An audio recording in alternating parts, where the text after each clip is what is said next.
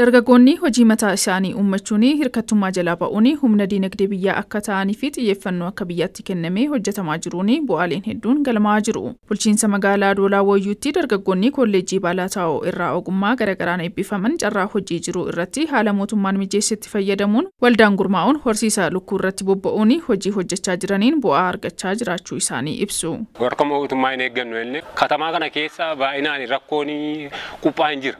Kanaafuu uummata keenya tajaajila illee nuufillee gabii nuu taa'inne amma tokko tajaajila nuu taa'inne waan kana jammarre eddesi mana kanallee ijaarre lukkuu kana gashuu jammarre. Lukkuu irratti cuucii guddisaa raabsuu jalqabe jechuudha. Gaafa achirraa jalqabu mana kiraa keessa jiraadha. Maatii kiyya keessatti woo nyaachisuu maatii kiyya gargaaruu hin dandeenyu. Kana irratti ka'ee naannoo miliyoona 2 oli kaapitaal jechuudha. Yennaa kaanu duwwumaan kaane amma galata waaqaa diqqollee hin qabna. Diinagdeen of danda'uun hirkattummaa jalaa ba'uu irra dabarree maatii keenyallee gargaaraa jirra kan jedhan dargaggoonni kun kaapitaalli isaanis guddachuu kaasu. Dhaabbiidhaan namoota hedduuf carraa hojii uumuu isaanis ibsu. Mana ijaarteerti mana maatii keenyaaf ijaarreerra. Kun immoo kaapitaala yoo kaapitaala kana wal ta'eenu kaapitaalli keenya gara naannoo miliyoona 10 ta'uu danda'a. Ijoolleen immoo waldaadhaan gurmoofne naannoo ijoollee 8 turre isaan keessaa ijoolleen 4 amma hojii fi kophaa banattee ijaaraa jirti jechuudha. Ijoolleen 7 biyyaans mindaan isaanii 20 ol kan nyaatanu jira. Guyyaa balli guyyaa waliin kana ol caalu jira. Carraa hojii uumameefiin akkasumas dhiyeessii buuphaa gatii madaalawaan argachaa jiraachuu isaaniitiin fayyadamoo ta'uu isaanii kan ibsan jiraattonni magaalichaa waldaaleen akkasii babal'achuu akka qaban dhaamu. Waldaan kun ofiif callaa osoo hin taane nullee hojii uumee jira. Zuurii takkatti callaa yeroo fe'u birrii 500 kaffalama. Baay'ee jijjiirameera. Tureera gara waggaa 3-4 hojeera.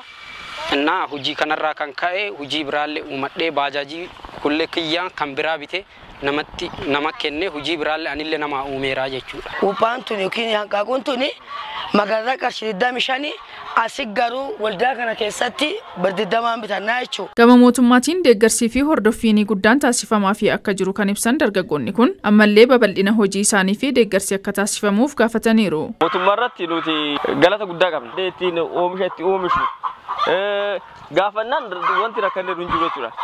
Mootummaa akka tansaa nu gargaaraa jira. Ganda keessa dhufanii nu laallatanii bulchiinsa keessa dhufanii nu laallatanii waan nuti rakkanne lafallee kana isaanuma nu kenne. Mootummaa waan kana deeggareera warri ganda kanaallee waan kana mana kanaa fi akka nu deetti ijaarruu fi baay'ee deeggarsa guddaa nu godha jechuudha. Gandi laga duufaa nu burkee dhaabatanii waan kana hojjennu baay'ee nu deeggaraa turanii. Dargaggoonni humnaa fi beekumsa isaanii guutuun hojii utuu hin tuffatiin hojjechuun of jijjiiruu qabus dhaamaniiru. Humna oduu qabnu itti fayyadamuu dhabu kenna. Humna keenya itti fayyadamu sammuu qabdu qabnu sammuu isaa itti fayyadamuu dhabu kenna.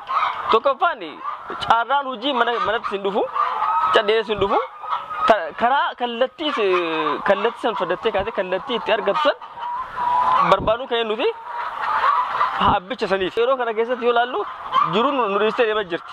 Waggaa 2 annamaa miti bakka hojjetaa guyyaa jedhanii of amansiifnaan waggaa 3ffaan booda hojii guddaa uumanii ifi isaanii hojjechuu danda'an jechuudha. Bara kanaa waldaalee 381 dargaggoota 1,900 ol hojiitti galchuu fi hojjetamaa jiraachuu kan ibsan itti aanaan kantiibaa fi itti gaafatamaan waajjira daldalaa carraa hojii uumuu fi investimentii bulchiinsa magaalaa Adoolaa Wayyuu Shimallis Hirphaa hanga kurmaana kanaatti dargaggoota 490 fi carraan hojii uumamuu ibsaniiru. Waliigala haga kurmaana kanaatti bara 2018 kanatti carraa hojii dhaabbiitiin dargaggoo 490 gara hojiitti galchuun danda'amee jira jechuudha. Waldaa hojii dhaabbiitiin. Kana faana akka magaala keenyaatti hojii kilaastera magaalaalee bara kana kilaastera 452 yoo hojjanne jennee akka magaala keenyaatti qabanne keessa yeroo ammaa kana naannoo kilaastera 80 olii hojjetiisa jirra jechuudha.